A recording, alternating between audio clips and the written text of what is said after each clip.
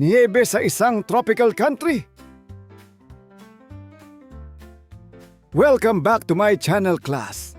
Ako muli si Professor Ipaliwanag ng University of Life at sa episode na ito, pag-uusapan natin kung imposible nga ba ang niyebe sa isang tropical country.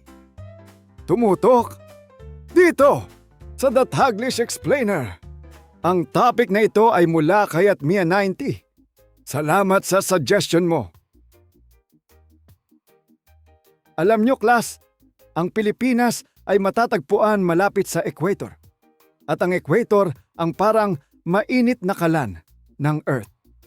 Habang mas malapit ka rito, mas direktang tumatama ang sinag ng araw.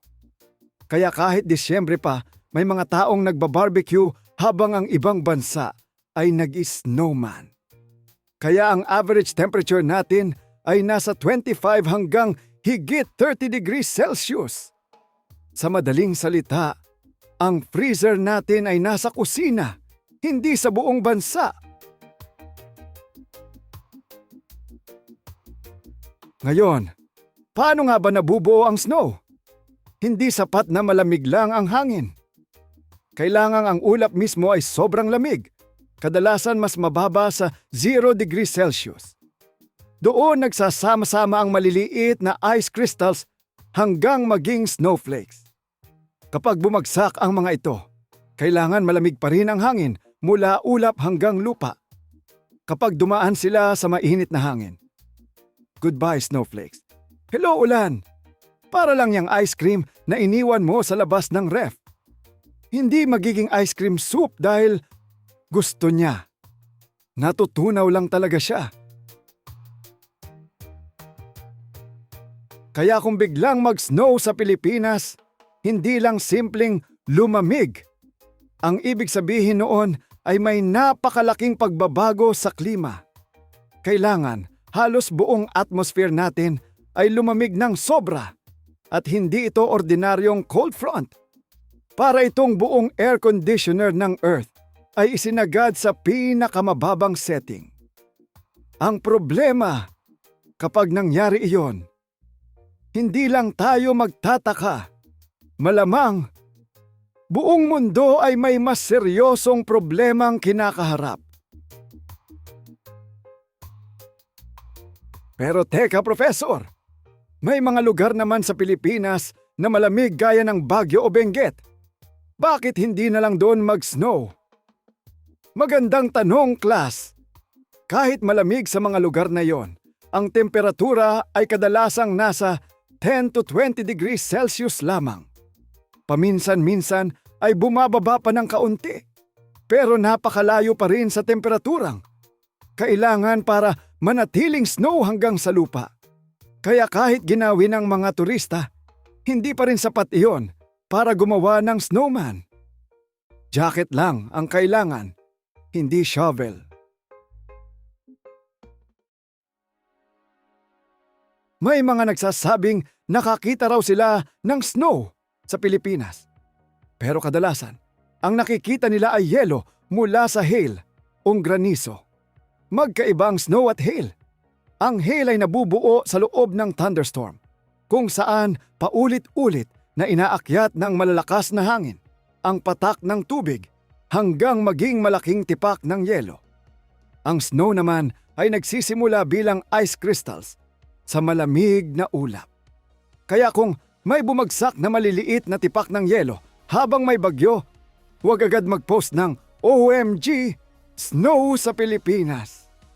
Baka mamaya, fact-checkers ang unang mag-comment. Ngayon, isipin natin ang isang nakakatuwang what if. Halimbawa, isang umaga, totoong nagkaroon ng niyebe sa buong Pilipinas. Ano kaya ang mangyayari? Una, siguradong ubos ang stock ng jacket. Ang mga tindahan na dati nagbebenta ng electric fan, baka biglang magbenta ng snow boots. Ang mga batang dati excited sa summer vacation, baka biglang gumawa ng snow angel sa harap ng barangay hall. At ang mga aso, malamang titingin muna sa puting lupa na parang nagtatanong, "Boss, saan napunta ang damo?" Pero hindi puro saya ang dala ng snow. Ang ating mga bahay ay hindi ginawa para sa matinding lamig. Maraming bubong at dingding ang walang insulation.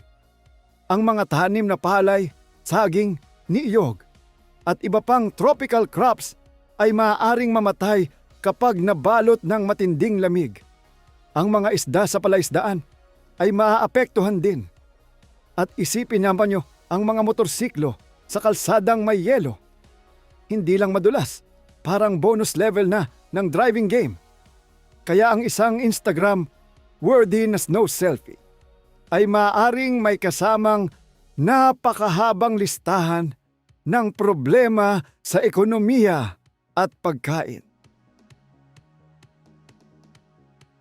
Sa siyensya, posible bang magkaroon ng snow sa tropical countries? Oo, pero kadalasan ay sa matataas na bundok.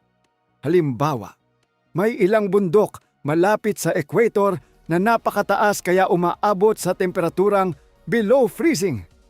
Kaya may snow sa tuktok ng mga ito kahit tropikal ang bansang kinalalagyan. Pero sa Pilipinas, ang pinakamataas nating bundok ay hindi sapat ang taas para magkaroon ng permanenteng snow. Kaya ang pinakamalapit nating mararanasang winter wonderland ay ang freezer ng grocery o ang halo-halo na may dinurog na yelo. Kaya klas, ang sagot sa tanong na pwede bang magkaroon ng nyebe sa isang tropical country tulad ng Pilipinas? Sa normal na kondisyon ng ating planeta, halos imposibleng mangyari ito. Ang Pilipinas ay masyadong malapit sa equator, masyadong mainit ang klima, at kulang ang taas ng ating mga bundok upang makabuo at makapanatili ng snow. Kung sakaling mangyari man ito, malamang ay senyalis ito ng napakalaking pagbabago sa pandaigdigang klima at hindi isang simpleng malamig na umaga. Hanggang sa susunod na klase, class!